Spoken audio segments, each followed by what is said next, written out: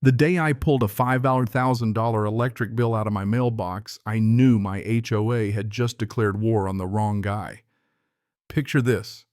I'm out front, boots, dusty hands still smelling like copper wire, staring at a number big enough to blow a hole straight through my daughter's college dreams. $5,000 for power in a house where I obsessively flip off every switch just to save a buck. Thing is, I've been an electrician for 30 years. You want to try and scam me with a fake electric bill, lady? You just handed me a live wire and begged me to fry your scheme.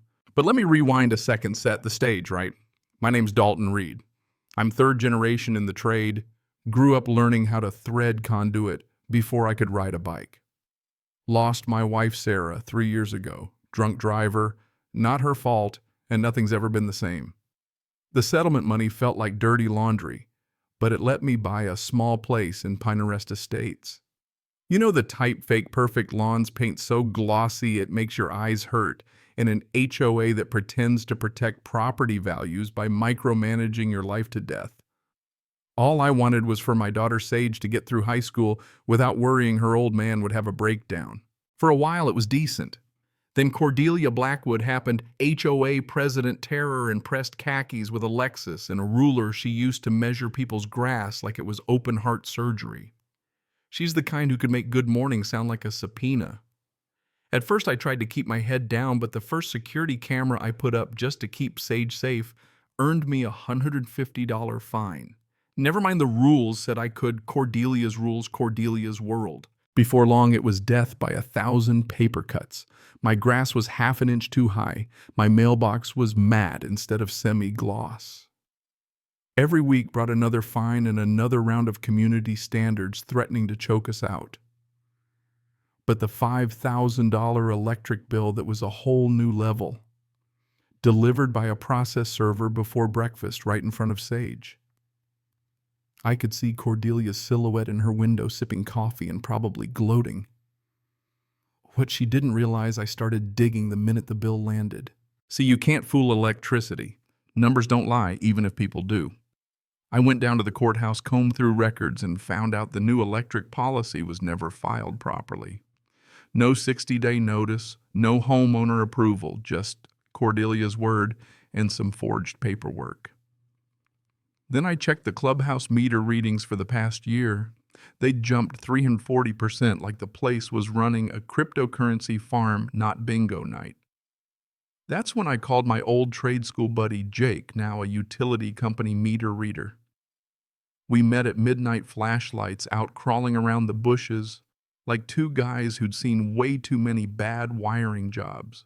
We found an illegal jumper cable bypassing the main meter, amateur work, criminally sloppy and dangerous as hell.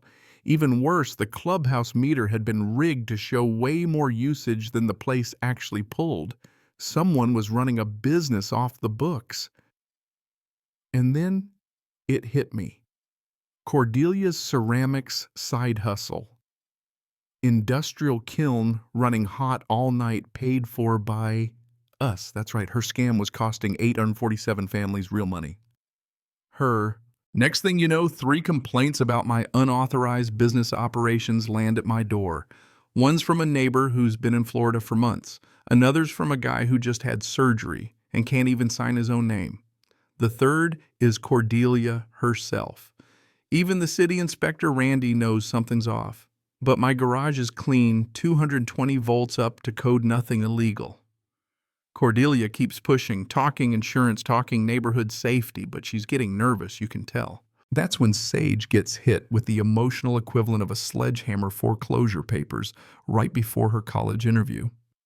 Emergency board meeting, 3 forged signatures, a lien for $12, $847 in bogus fines, and a threat to sell my house out from under me. I drive to the courthouse, and wouldn't you know it, all the signatures are Cordelia's handwriting. And the bills, they reference repairs and contractors who don't exist. Here's where the story flips. My neighbor Harold shows up holding a manila folder full of records. His late wife Maria kept old-school obsessive documentation. Turns out Maria had uncovered that Cordelia's entire HOA presidency was a sham. No real elections, no proper meetings, just made-up paperwork and fake minutes. And the money, over $127,000, transferred from HOA accounts to Cordelia's ceramics company disguised as landscaping or pool maintenance. Maria even had photos of illegal power lines running straight from the clubhouse to Cordelia's garage meter, tampering fake invoices. She was planning to go public, but she died suddenly, heart attack, they said.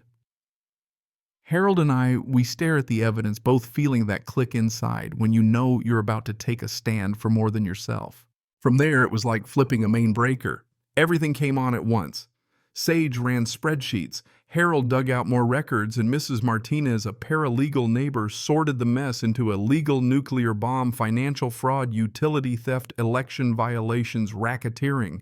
The scale was mind-blowing. Cordelia had stolen nearly $300,000, driven people out, and forged her way into unchecked power. Cordelia, meanwhile, started melting down. Social media rants, mass emails accusing me of sabotage, even trying to bribe Harold with a suitcase of cash to burn Maria's files. When that failed, she sent a private investigator to dig dirt on my family. Instead, the PI accidentally built a support network, neighbors sharing horror stories, realizing we were all being fleeced. It got nastier. Someone slashed the tires on my work truck, guess who? The security cameras caught Cordelia at 3 a.m. Knife in hand, no shame left at all. She sent more threatening emails, and then realizing the walls were closing in, filed for bankruptcy, listing her business as modest hobby income, while still posting Instagram photos of commercial kilns and boxes of stolen money. But bankruptcy triggered a federal audit and the FBI got wind. The big showdown came at the community center, packed full, local news, and even a federal prosecutor in the back. Cordelia arrived like she was still queen, black suit, fancy lawyer, but her eyes were wild. We presented every shred of evidence, the financials, the forged documents, the power theft, the lies. Martinez and Harold took turns at the mic, and I explained in plain English exactly how she'd wired her own doom. Cordelia finally broke, yelling about being persecuted, then stammering out a confession. She'd forged, stolen, lied, and risked everyone's safety. The federal agent stood up and advised her to shut her mouth. I told her, 60 seconds. Confess, resign, and repay or face federal prison. When the timer hit 0, she slumped, admitting enough to seal her fate. Restitution agreements were signed, her assets frozen, and her criminal empire finally torn apart. 6 months later, Pinarest Estates was a different place. Cordelia's house sold, her pottery gear liquidated, and a garden grew where her kiln used to hum. My business took off.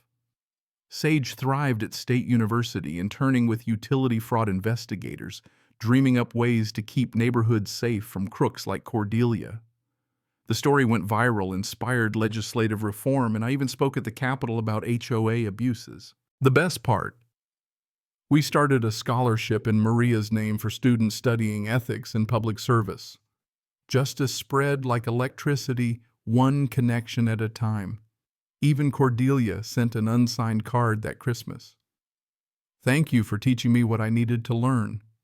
Some people actually do get better once the truth burns away their lies. Now I teach kids about electrical safety, surrounded by my daughter and a community finally at peace. Pinarest Estates glows at night, not with stolen power, but with the honest light of neighbors looking out for each other. Drop a comment. What would you have done in my shoes? Ever tangled with an HOA tyrant, or been part of a neighborhood that turned it around? Share your story, hit subscribe, and remember, justice might move slow, but when the circuit closes, it lights up the whole street.